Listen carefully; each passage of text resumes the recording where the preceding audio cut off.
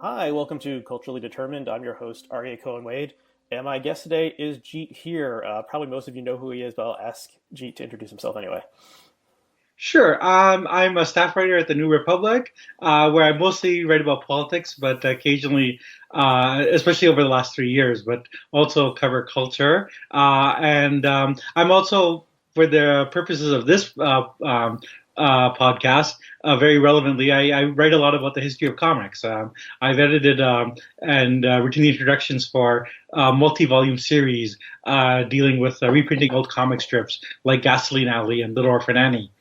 And I've written a book called In Love with Art, which is a biography of Francois Mouly, who's the art editor of The New Yorker and very important figure in the history of comics.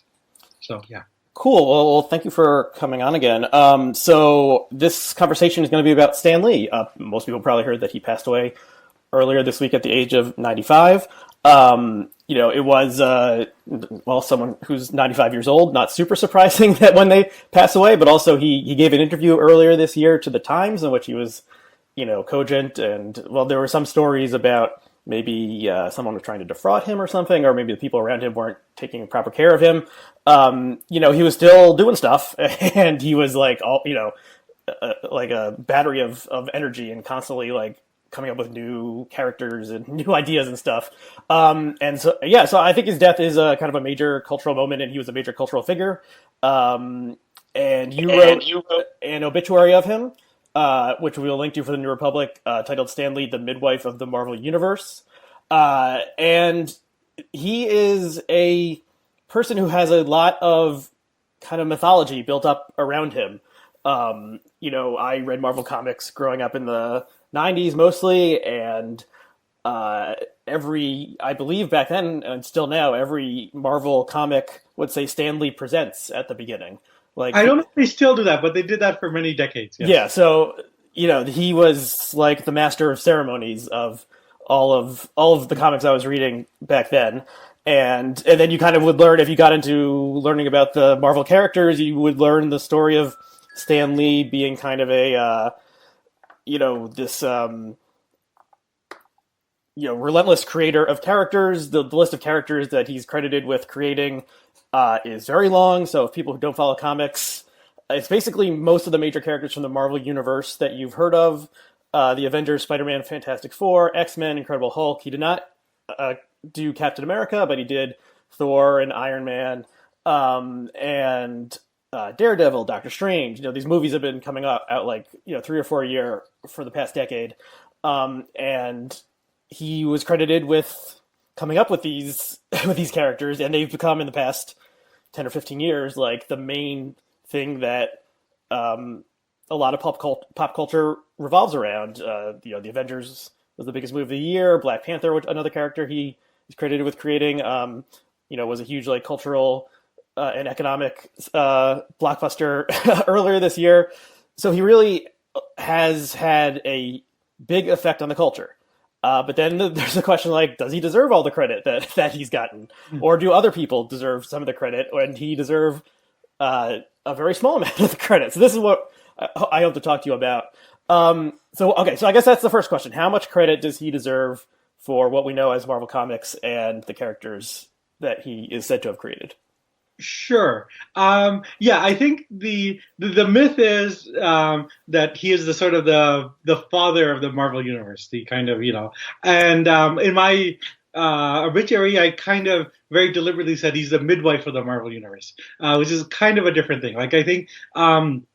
In some ways, I think we can compare him to figures like Edison, Walt Disney, or Steve Jobs. That there's a kind of general cultural myth of this person as a fountain of creativity, but the people who know a little bit more about the history are aware that actually there's more complicating factors. There are other people who were involved who sometimes didn't get credit, and sometimes didn't get the financial. Reap the financial benefits. I think it's true to say that if there's any one person who's a figurehead for Marvel, which is like basically the sort of DNA of like Hollywood right now, it's Stan Lee. And I think that Stan Lee was very important. I see. Here's the problem. in sort of debunking the story of Stan Lee, you run into the problem of saying, well, actually, he didn't do a lot of the stuff he claimed, so he's nothing. But actually, Stan Lee is very important, but he's very important for different reasons than he's given credit for. So, I mean, maybe one way to do this, I want to run through some of the history and maybe viewers to give viewers a sense of like what his actual achievement was. You kind of have to know the larger sort of history of comics. So, the comic book industry, started in the late, mid to late 1930s. It's the sort of growing out of really pulp magazines, and so it's the bottom of the rung of the ladder of publishing, because pulps themselves, they paid a penny a word, and were often published by, as early comics were published by gangsters, were published by people, fly by night. No, I mean literally, there's a very good book by Gerard Jones called Men of Tomorrow, which documents this. That the early early comic book publishers included, people who were friends with Frank Costello, and they're members of the New York Mafia, and then that pulp publishing. Like often involved people like bootleggers who would be transporting magazines across line and then also bringing booze, and it was a sort of a money laundering operation.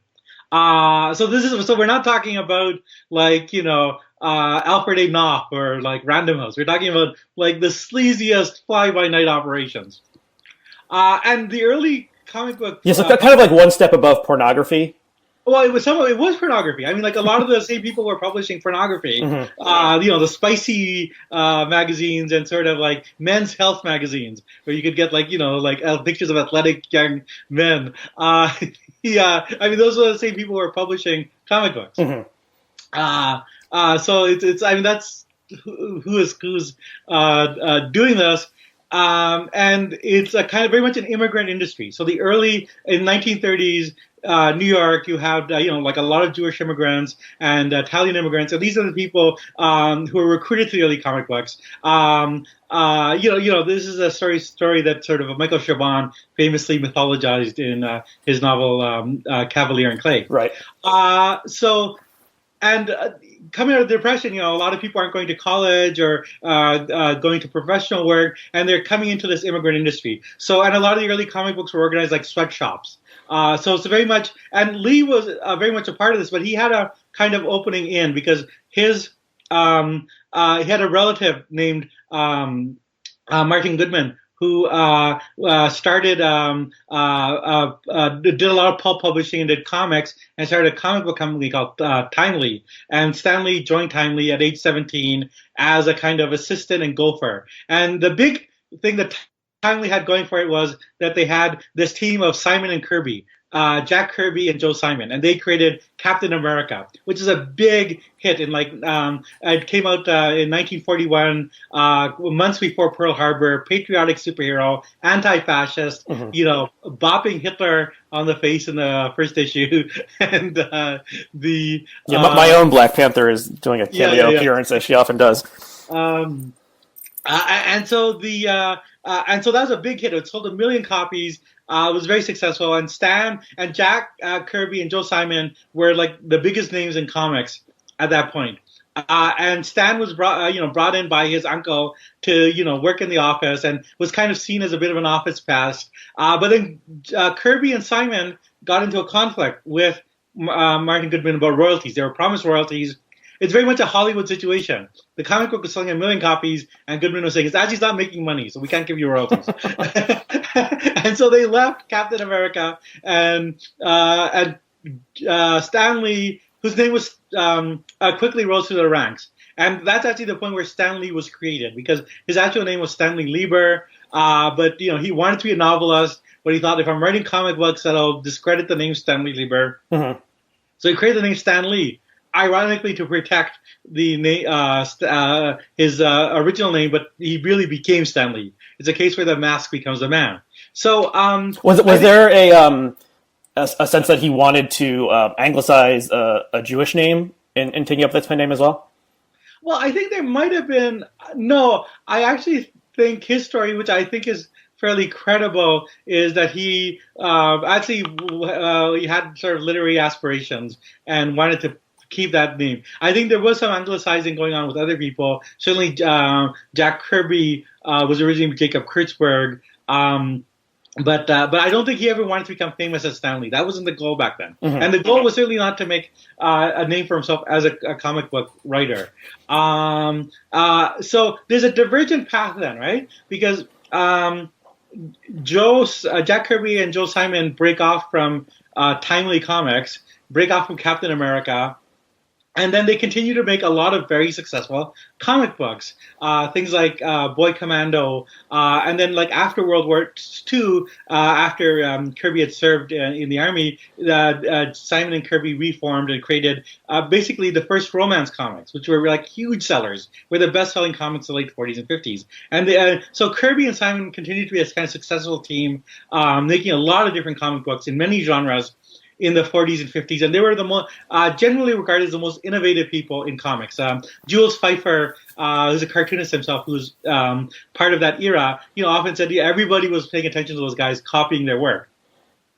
And certainly one person, Stan Lee at this point was the editor-in-chief. He's 19 years old. He's the editor-in-chief of Timely. And so he's like editing a line of comics, which is like kind of like amazing when you think about it. But I think it's also the case that, Timely Comics in the 1940s and 50s is very much a knockoff publisher. So somebody else does something innovative. Simon and Kirby do romance comics. And then so Timely does their own romance comics. Archie comics become popular, so Timely does their version of like a teen kid, and there's like Little Lulu becomes popular, so Timely does their version of Little Lulu. So it's not known as an innovative publisher; it's known as like this sort of copycat thing, and that's what it does in the 40s and 50s. And in the 50s, it changes its name to Atlas and does sort of horror comics. Which and crime comics were popular in that area, and then the other big thing that happens is that the comic book industry goes through these big contractions in the 50s. There's a famous book,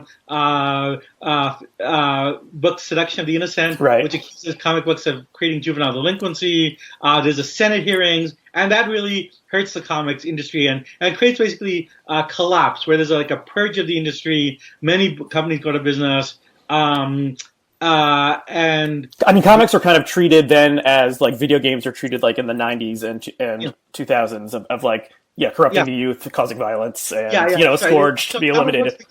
Yeah, exactly, and much more so than the other ones. It was actually hurt. I mean, like in the 40s, comics were like huge bestsellers, selling millions. They were like about a third of any magazine sold was a comic book, and then suddenly the industry really collapses in a big way by 1954-55, and there's also a contraction of the distribution network, which also hurts, and that actually breaks up the team of Simon and Kirby.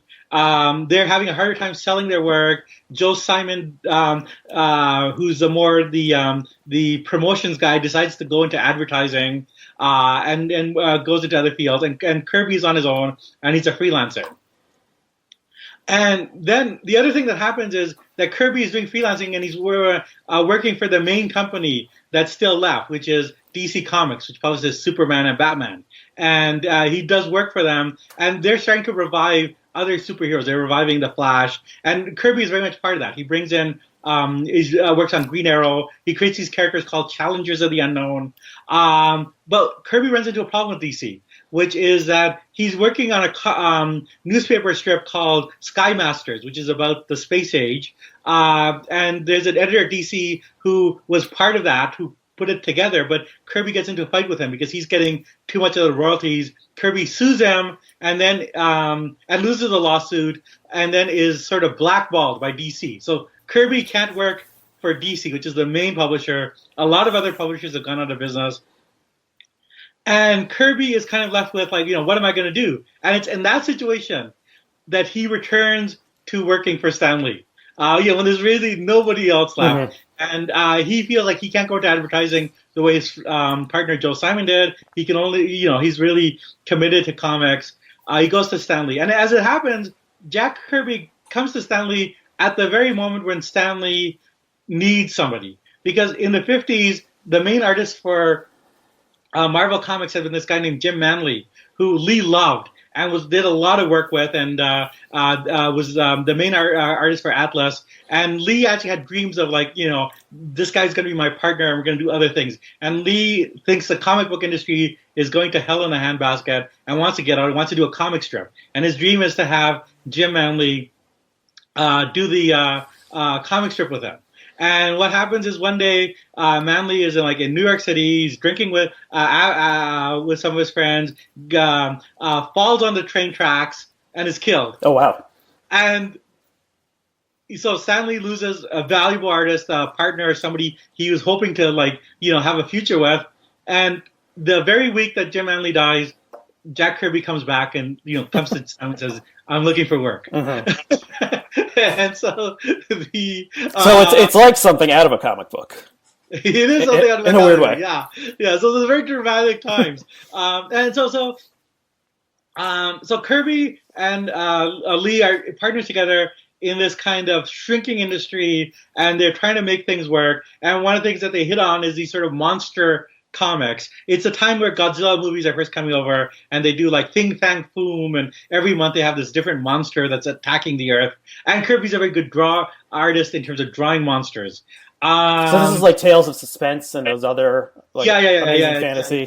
Yeah. So these are anthology titles, sort of have a monster horror theme, and then which is like more a monster theme, which kind of replaces horror comics, because horror comics are kind of forbidden by the new censorship in comic book industry, but monsters, space aliens are somehow allowed.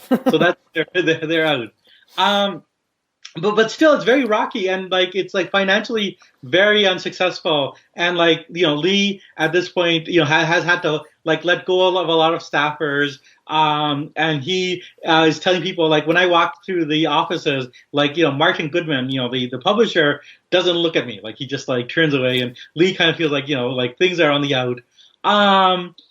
And these guys are working, for this lowly, not very reputable, sleazy publisher, and they're the lowest guys on there, right? As an example, the Goodman's company also published all these men's adventure things, He-Man, and these are pulp magazines that always had big burly guys punching out Nazis, and one of the writers there was Mario Puzo. And Bruce really? J. was also wrote for them, and Puzo just looked down on Lee and these guys, who do these guys think they are? It was just kind of funny, because it's not like Puzo was Shakespeare at that point, right? He's but so it's at that point that sort of something Lee and Kirby both realize something has got to change, right? Now the version that Stan Lee gives is that he decided he saw that DC Comics were successful at superheroes and decided, let's do superheroes and let's try it, and I'm going to put everything I have in it. I haven't become a famous, he's 39 years old, right? Really middle-aged now. I haven't made a success in comics. I haven't made a success in novel writing. I'm just going to put everything I have into these things. And then, and there's various variations of the story. He saw a spider and he thought, let's make a superhero as a spider. So that is all, if you research this, it's all nonsense and total lies, right? So here's what I think happened based on testimony from Kirby, from Steve Ditko, who's another artist that Lee had recruited, and from many other artists, but also based on sort of the work that Kirby had done, right, in the past. So I think what happened was that the monster comics had a certain success, but weren't doing enough. And DC Comics was certainly having some success with superheroes, but Kirby knew that because he was at DC. He had done Green Arrow, he had done Challenges Unknown, and Kirby had done other superhero comics in the sort of 50s, and he had created Captain America. So the way that Kirby would usually work was that he would create these what he called presentation copies. He would design characters, have names and story outlines, and bring it into publishers.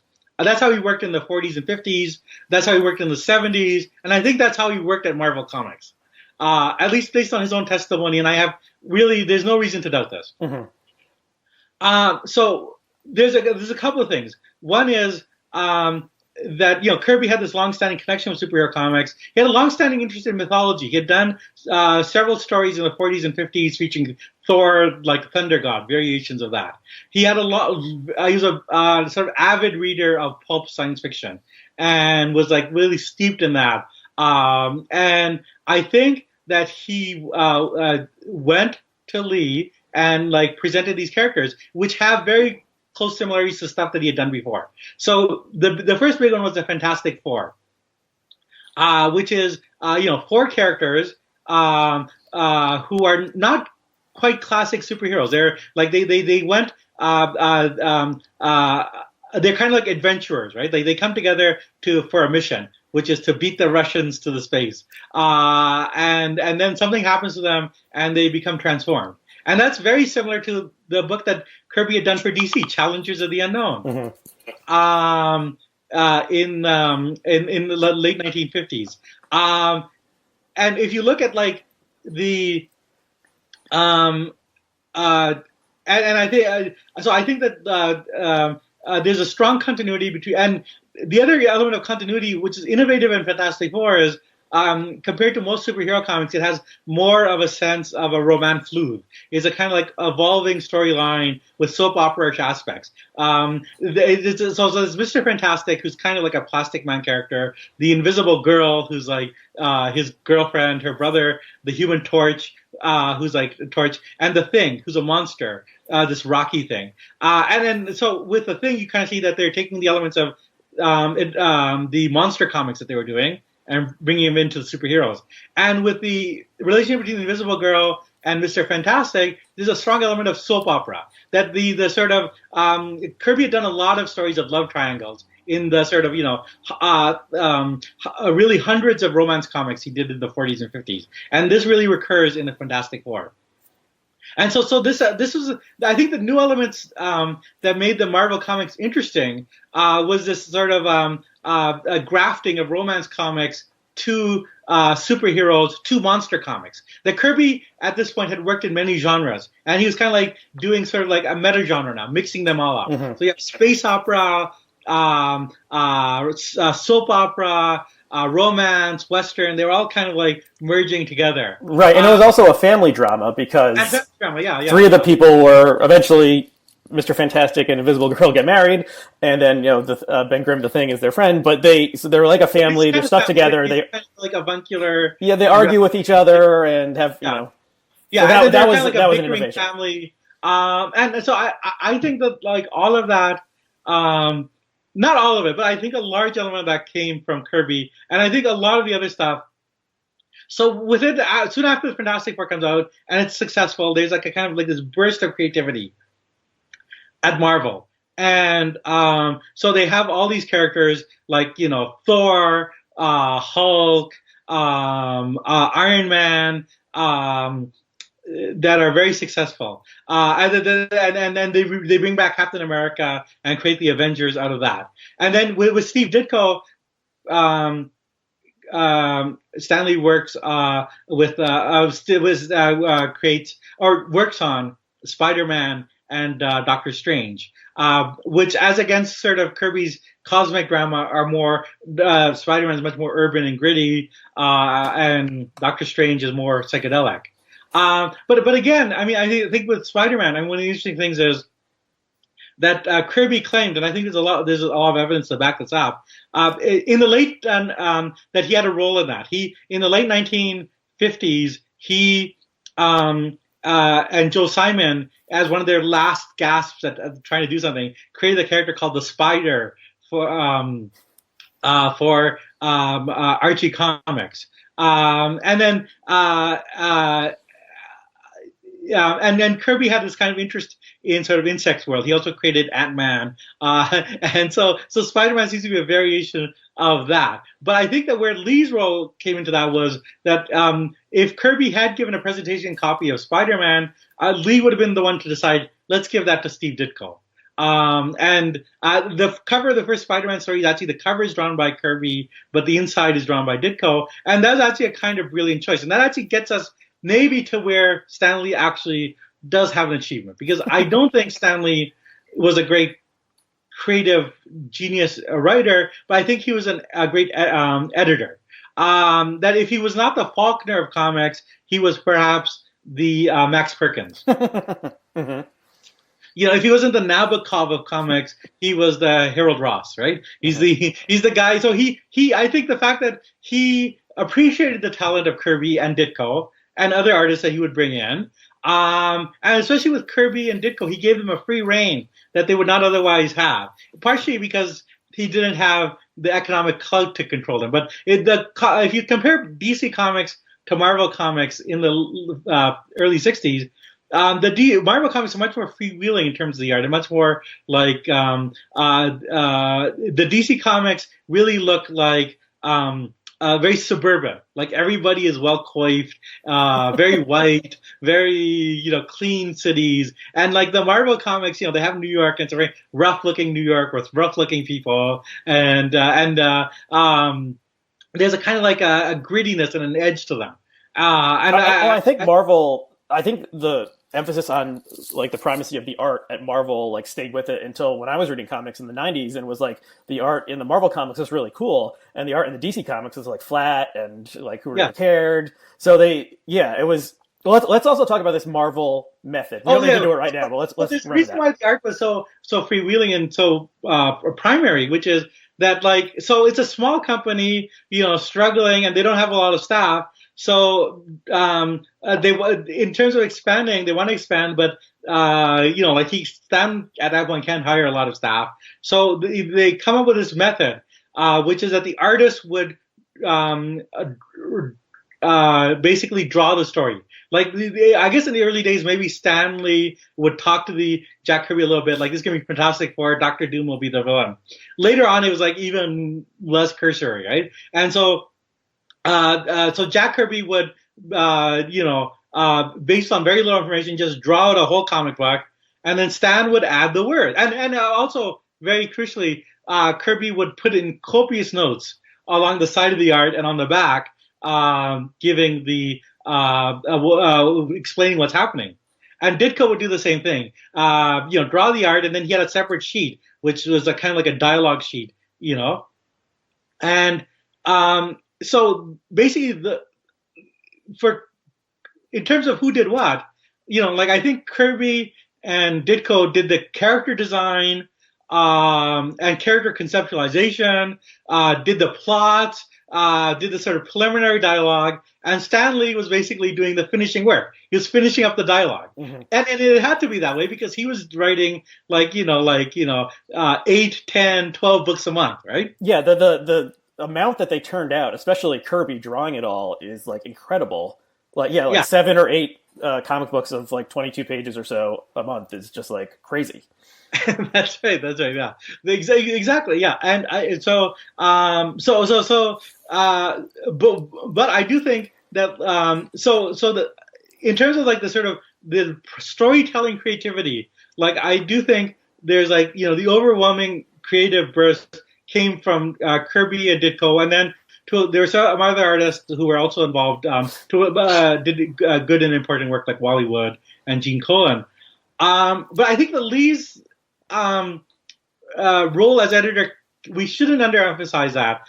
Even though, for someone like me, there's always a tendency of saying, well, this guy is really, is a charlatan and a huckster. Well, in case our viewers and listeners haven't picked up, you are a Jack Kirby partisan.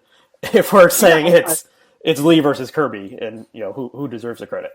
No, I think Ditko is also. If we're saying this is the Beatles, is Kirby and Ditko are Lennon and McCartney, right. And then Lee is George Harrison. He has he has a few songs. Okay. But actually, I think that doesn't quite get at the synergy, because I think there was a synergy, and there was stuff that Lee brought to the table that was very important and indeed crucial. So one thing is the sort of cross-pollination of characters, right, which is something that I don't think we see in Kirby's work before or really later. That Lee would constantly, he's trying to build up a line. So, he has the Fantastic Four, and then they do Spider-Man and says, like, let's have Spider-Man meet the Fantastic Four. And the early days was almost done in the spirit of cameos, where like, there'd be like a few panels there. Like they'd often say like, thanks to Spider-Man magazine for letting us use Spider-Man, as if it were the same publisher.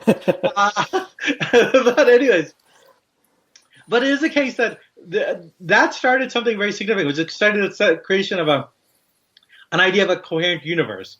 And I do that. It is the case that Lee was the first person to use the phrase Marvel Universe, which he used like in an article that was in one of the magazines in like 64, 65.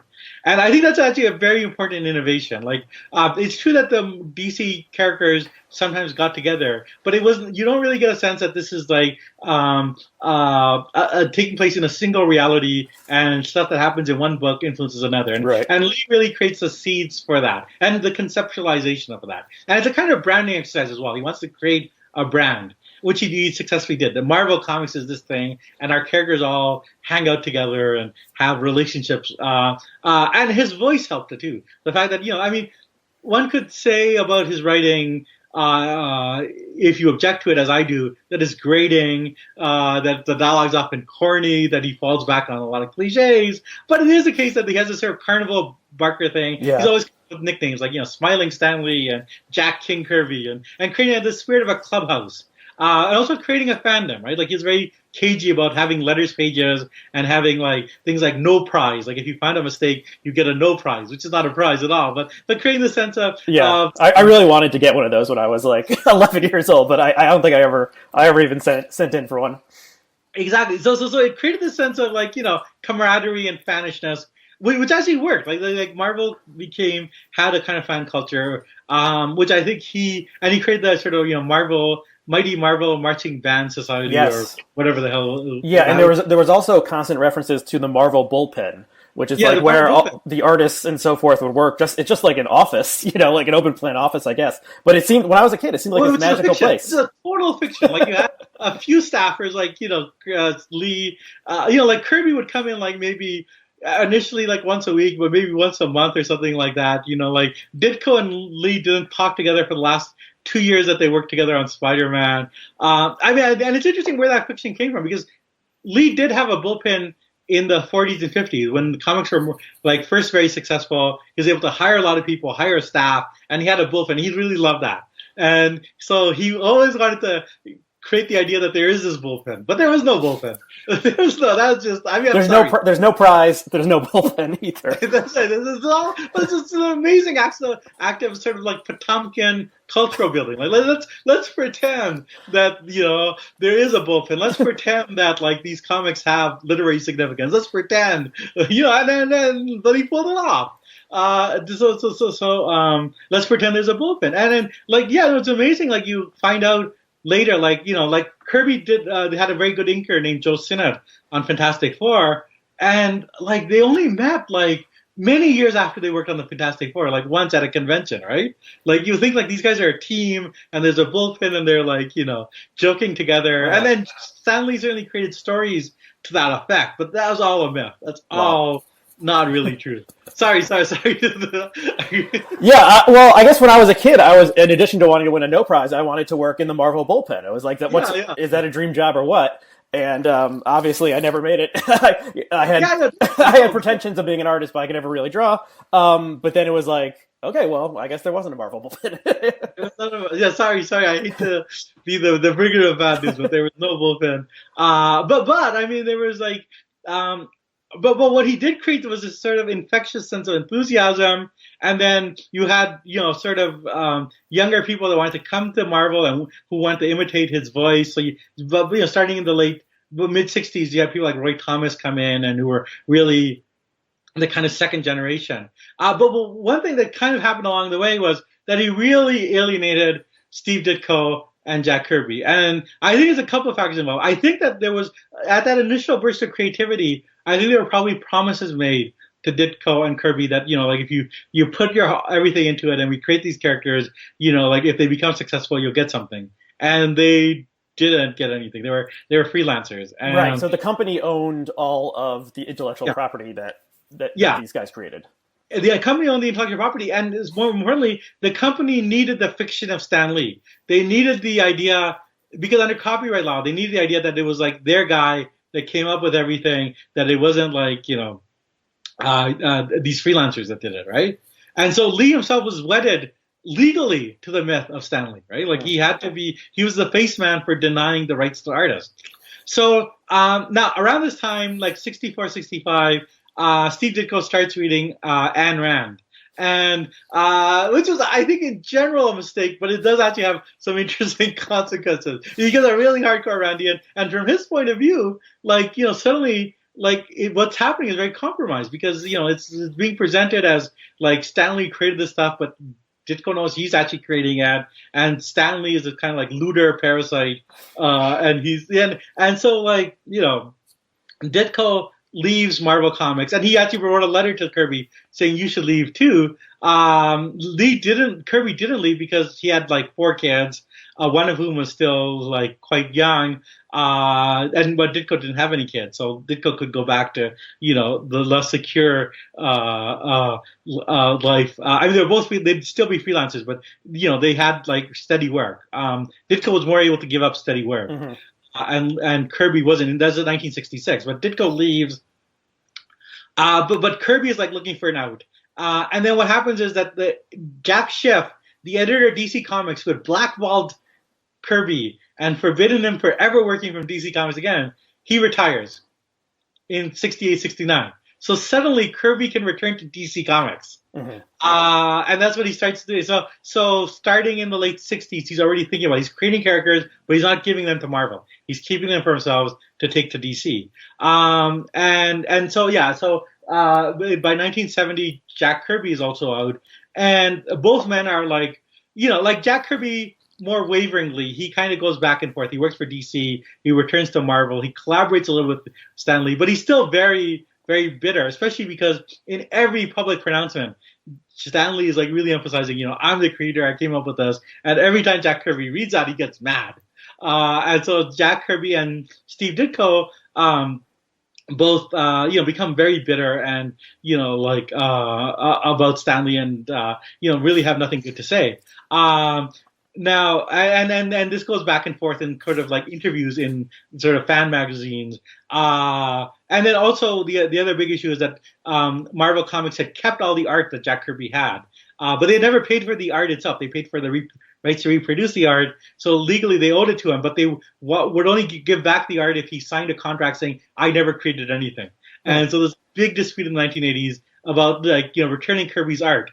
And again, a lot of people felt very disappointed in Stan Lee because he didn't speak for anything about that. So basically, these guys, who kind of, it's a bit like the Beatles. They created something synergistic and beautiful, but then became kind of like bitter foes. Perhaps the code of all this is when Jack Kirby dies in 1994. Stan Lee doesn't know what to do. He's like, he puts out feelers through friends to the widow of Jack Kirby, Roz Kirby, who's a very fierce defender of her husband, and says, can I come to the funeral? And she says, yes. So Lee comes to the funeral, and then as soon as it's over, he kind of like slinks out and leaves. And like Roz Kirby's like looking around, where's Stan Lee? So that's the... and I mean, but the one big difference is that Lee continues to be the corporate face of Marvel Comics. He really stops writing anything after Kirby and Ditko have left, right? Like there's a year or two after he continues to do some stuff on Spider-Man, but after 1972, he doesn't really write comic books that much full time. He occasionally comes up with ideas, but honestly, like they're like Disco Dazzler and Stripper Lena or whatever. They're not funny. But he really moves to Hollywood and tries to promote Marvel Comics in Hollywood, which is actually very significant. But yeah, so Lee is basically, but even though he does not make comics anymore, as you said, every Marvel comic book says Stan Lee presents. There's a little like Stan soapbox in every comic book, mm-hmm. where like spouting off about various subs, promoting books, and he becomes a promotion man. He becomes that kind of Walt Disney figure who's the public face, the Colonel Sanders. He's like the public face of this company, and so which is very different than Kirby and Ditko. I mean, Ditko, partially out of his Randian convictions and maybe for other reasons, but hated giving interviews. I think only gave one interview in his entire life. Hated being photographed. You only have like one or two photographs from when he's young. Ditko did write the sort of privately published fan magazines where he explains his side of the story, and they're very interesting, but they're written in this kind of like Randian idiolect, which you kind of have to like really struggle to decipher. And then Kirby, gave interviews and whatnot, but he's not a sort of self-promoting guy. He's really like an artist, and so in that situation. But Lee is very good at talking. He is constantly on tour in colleges, constantly giving interviews, and really becomes the face of Marvel. And then by the 1990s, when Hollywood is starting to do more stuff with Marvel, making these movies, Lee is like in almost all the Marvel movies. There's this little Stan Lee cameo, as if he's Alfred Hitchcock, as if he's like the guy who's like invented all this stuff. Right. The last Marvel movie I saw, which I can't remember what it was. Maybe it was the Ant-Man and the Wasp.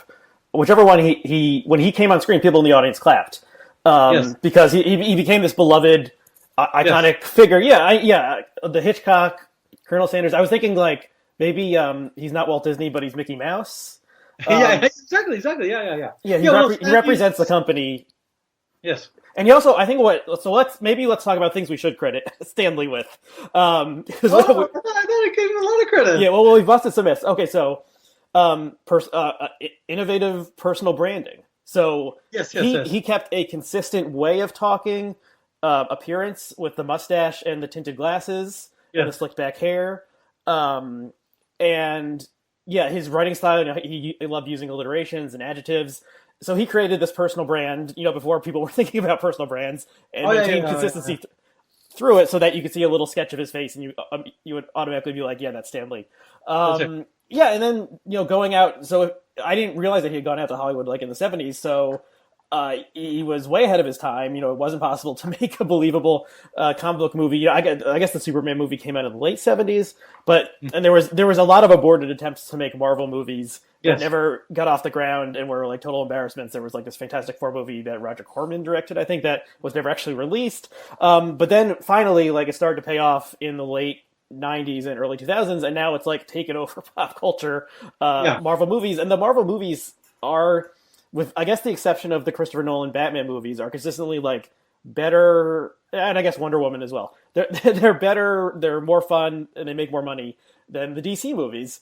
DC is trying to do the same thing with creating like a DC universe where the characters appear in each other's movies, but they haven't quite. So like there was Batman versus Superman, and then the first appearance of Gal Gadot as Wonder Woman was in that movie, but no one liked that movie, and it didn't exactly work. Whereas like the Avengers movies have been like crowd pleasers, and a lot of them have gotten like over 90% on Rotten Tomatoes, even though everyone like bashes comic book movies. Like the critics are like, yeah, this one's pretty good. Like, go see it, it's fun. So I think you can trace some of that back to Lee. Who came up with the idea to have all the comics set in New York City instead of Metropolis or Gotham City or wherever? Yeah, that's a good question, because I actually think in the first Fantastic Four, it's not quite specified as New York. But so I would have to think, though, that like Lee kind of had a role in that. Although, I mean, maybe the art was also like so unescapably New York that maybe like pretending that it's not a fictional city was no longer possible. But yeah, I think he might deserve some credit for that.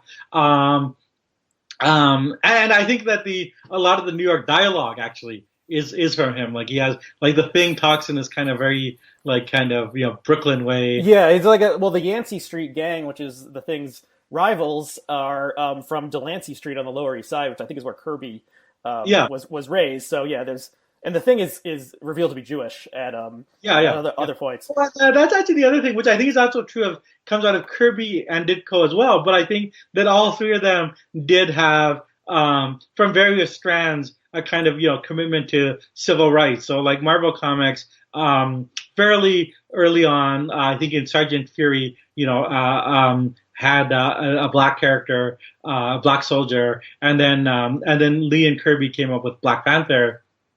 So I think that, and they did various, and certainly the X-Men was thematically very related to issues of civil rights as an allegory, and they had characters like the Hate Monger. So there was this kind of a combination of sort of Ditko's Randianism was compatible with a kind of civil rights, broad civil rights stance. Yeah, and someone posted a photo when it was announced that Lee had passed away of one of his soapbox columns that was about like explicitly about racism, and it was like, if someone like hates a black man, like hates that black man, it's probably because he hates all black men, and you shouldn't associate with people who have that kind of hatred in their heart. So like there were like I think important messages for the young, mostly like teenage boys and such. Okay, so do we have any idea who came up with? Did have a more of a kind of political edge than a lot of the other comic books of the time. So I think that I'd add more. I mean, with the sort of if we make allowances for Ditko's kind of very strange individualistic Randian turn, I mean, it was broadly kind of Cold War liberal. Yeah.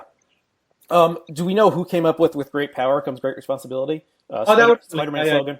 No, and I think his writing does deserve some credit in terms of they could be like, I think he was good at sort of teenage slang and sort of like joke. Some of the jokiness stuff kind of does work and does actually leaven maybe the sort of grandiosity of Kirby and Ditko's art. Or like it kind of so you see that like in things like the Thor movies where you have like serious stuff happening and then this sort of like quip.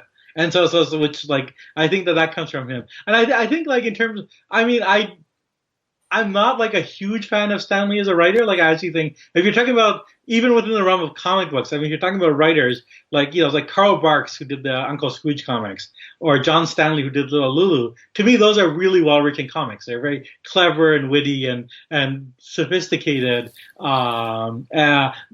I don't quite see that as much in the Marvel comics, but they're very readable and actually in some ways perhaps also very accessible, which is very important. I think a lot of like Kirby's work, especially his later work, more auteur work, and certainly Ditko's own sort of Randian work is not that accessible. You have to kind of make a more of an effort.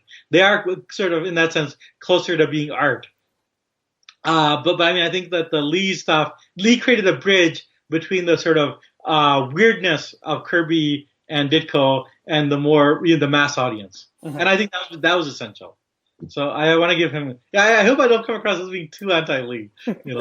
Well, yeah. I mean, we're busting myths here, I suppose. And Lee was a figure who had like he was a teller of fantastic tales and amazing stories and tales of suspense and so forth. And I mean, to go back to the Beatles analogy, like in some ways I do think, because which is often made, but I actually think Lee is not the either Lennon or McCartney. I mean, I think that's Ditko and Kirby, but I think maybe who's the manager who did so much work for them? Brian Epstein, is that right? Yeah, I think he's like the Brian Epstein figure, which is also like a crucial part of the story, right? Like, I don't think we should. It's not to denigrate like the role of managers and editors, and because they kind of facilitate and enable and really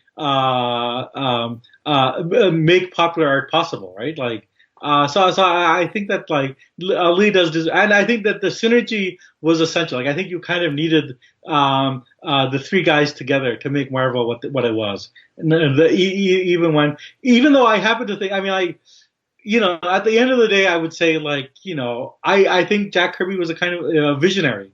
And I think Ditko was a visionary. I think Lee was a talented guy who had a gift for gab, but was lucky to be working with these supremely talented figures, and I think that's the story. Okay. Is that too harsh? Is that too harsh? No, No. I think it's a interesting corrective to the story that Lee himself told and most people accepted. So just a couple more questions. What so Lee was Jewish, Kirby was Jewish. I'm assuming Dicko was not Jewish, just based on his No, name. no, no. Because Ditko's not Jewish. He was. I mean, it was. Interestingly, I think Randy in turn probably an atheist. He did a lot of sort of privately published comics, and they always attack mysticism. I think it's interesting also that Ditko. I mean, one of his genuine creations was Doctor Strange. This is all about magic and mysticism. Right. He's a kind of interesting character. Ditko often his Randian ideology is at odds with his artistic instincts. Uh-huh. So that this story is told in Cavalier, Michael Chabon's Cavalier and Clay, as you said. I mean, I think as I recall, the story was like, if you were a talented illustrator or writer in New York City in that era, like you would want to work on Madison Avenue for an advertising company. A lot of those didn't want to hire any Jews to work for them, so they ended up more on this like disreputable side of things. Working in the pulps and eventually comic books. That seems. I think that's the story of Cavalier Clay, and I think that is like a realistic story about what happened to some of these people.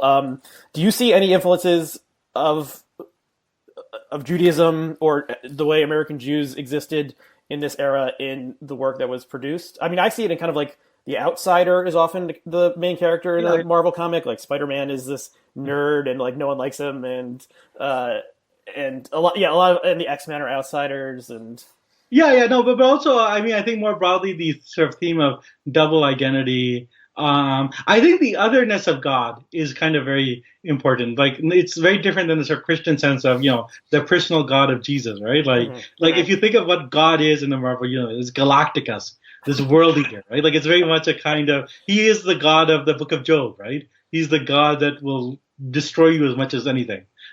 Look at you, right? Like, and then beyond human ken and beyond human sense of justice. I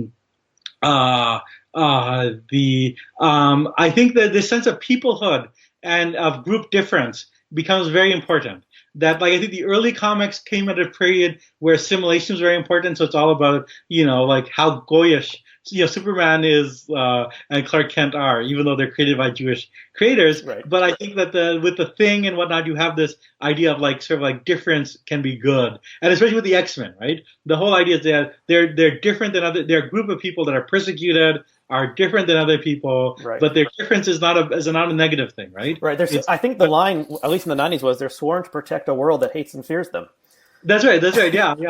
And I think you especially see that, interestingly, it hasn't taken off that much, but it's one of Kirby's most interesting creations, which is the Inhumans, who are like these, which I think the writer, one writer suggested was like, it's basically the Lower East Side, right? Like these are like these people that are hiding away from the world and then have to come out and, like have some sort of. So they live on the dark side of the moon. Yeah. Well, one of them, like one of them, they have a patriarch, and then one of them becomes interested in a human, and they have kind of like intermarriage. And this whole question of how does a group that's different relate to a polity that like is suspicious of them is like very important in Marvel Comics. So I think, So I think that there's a lot of Jewish elements, and the stuff that I think the whole with someone like Kirby. He grew up listening to folk stories from his mother, and there's a whole kind of like European folklorish thing that you get from Doctor Doom, and that sort of that European world of sort of like peasants and lords and a very gothic atmosphere. Which right. Doctor Doom rules a country. It's not called Latvia because that's a real country. Was it actually called? Latvia or something? Yeah, something along those lines. Dr. Doom is the autocratic ruler of a small Eastern European country. So as I was thinking about, I've thought this before Lee's death, but okay, let's take Lee. Let's consider Lee, Kirby, Dicko. Let's put them together like the Beatles or something, and then consider other like storytellers or areas. People who created fiction. So who can we compare them to in terms of like how their work is going to be received by coming generations and how often it's going to be like reinterpreted a font for creativity and like branching off in another area, I thought like the people or groups you can compare them to are like Greek and Roman myths, Yeah. the biblical characters, Hmm. and Shakespeare. And Yes. then and then Lee Kirby Dicko. I like, is that crazy? No, no, I think there's an element of that. I think that's certainly one of the things claims that Lee and even Kirby made for themselves. That this is kind of like a sort of like a modern mythology, and I think that that's part of the idea of the Marvel universe, and then having this sort of pantheon of characters, and then also having it, in a commercial context where they can be reinterpreted and remade. I think Dickens probably belongs in that, like, just in the sense of their Dickens characters have a life outside of the text, Mm-hmm. right? Like, even in the 19th century, people were writing, like, Oliver Twist, a sequel. Oliver Twist goes to America.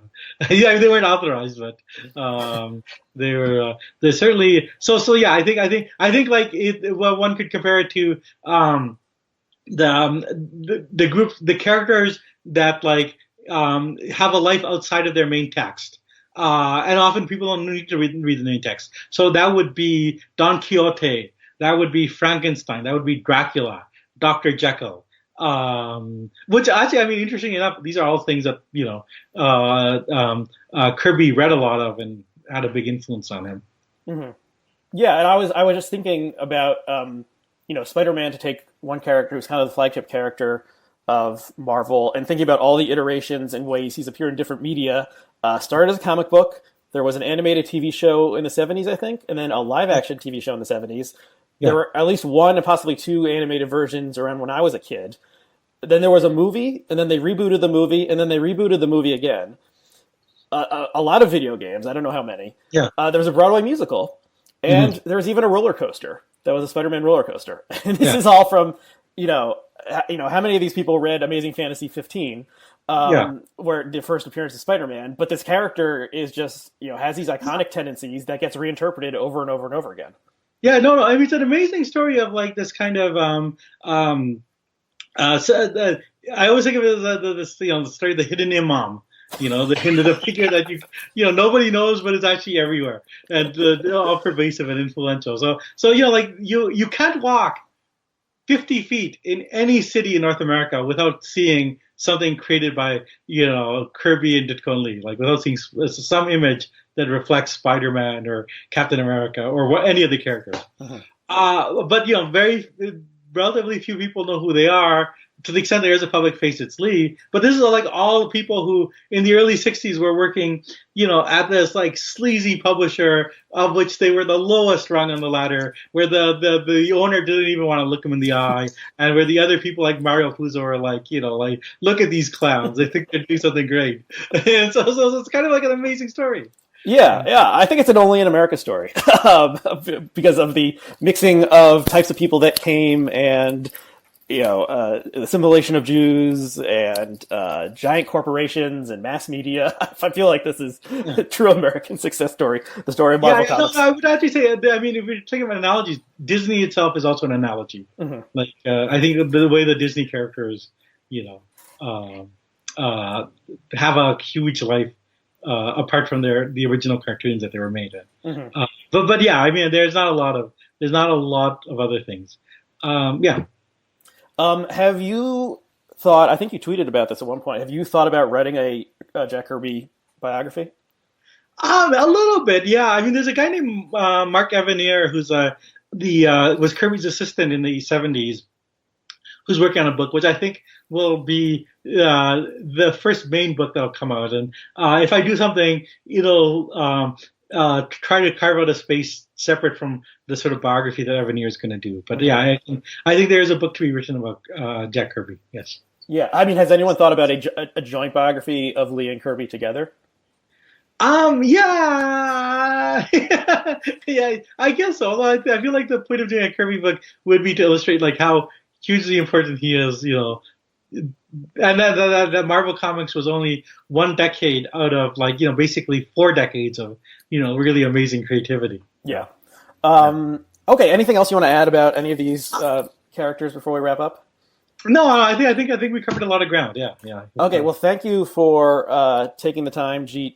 Probably if you're on Twitter, you probably follow Jeet Heer, but if you don't, it's Here Jeet, right? That's your handle. Here Jeet, and I am REACW, ARYHCW. So thanks to all of our viewers and listeners, and Excelsior, I would say.